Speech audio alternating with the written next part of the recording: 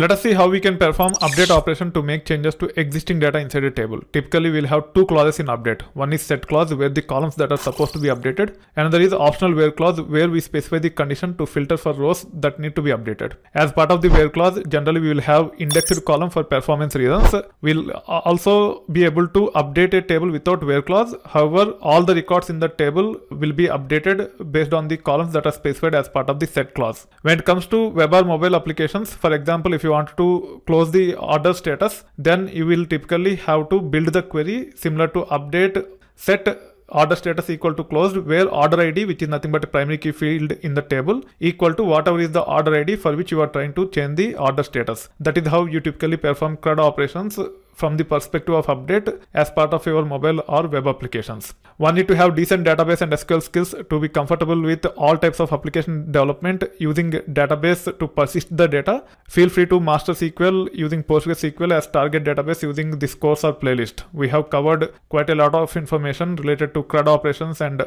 even others as part of this course. Make sure to go through that course and keep learning all the nuances related to SQL so that you are proficient enough with respect to dealing with databases using SQL for your web or mobile application development. That being said, let me run this notebook. It will take care of creating the connection object called as SMS_connection. First, I am validating whether the users have data or not, especially for user ID equal to 1. Then we will see how to update one attribute or column for this user ID with 1. So let me load SQL Magic, create this environment variable called as database_URL, and let me run this query. You can see there is a record with user ID 1. However, user role is U. I want to change it to A.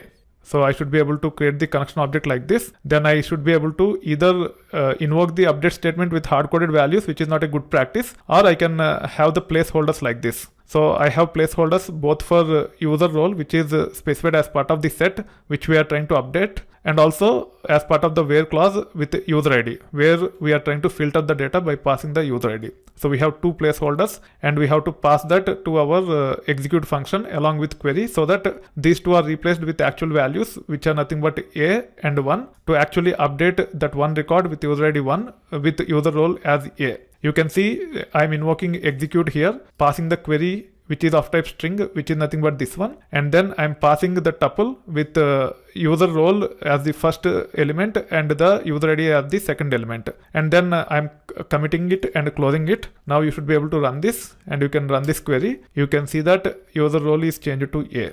This is how you should be able to take care of updating one record. Typically, we update only one record as part of our web or mobile applications. In the batch operations also, we typically do the updates, but not in this manner. There is a concept of stage table. We first load the data into the stage table, and we typically build the update statement in the pursuit of merging into the target table, which is a bit cumbersome for now, and hence I am not focusing on that. As part of data engineering courses at a later point in time, wherever it is relevant, I will cover how to take care of batch updates. For now, understanding update from the perspective of CRUD operations is good enough, and this is how we typically take care of updates in the pursuit of performing CRUD operations for our mobile or web applications.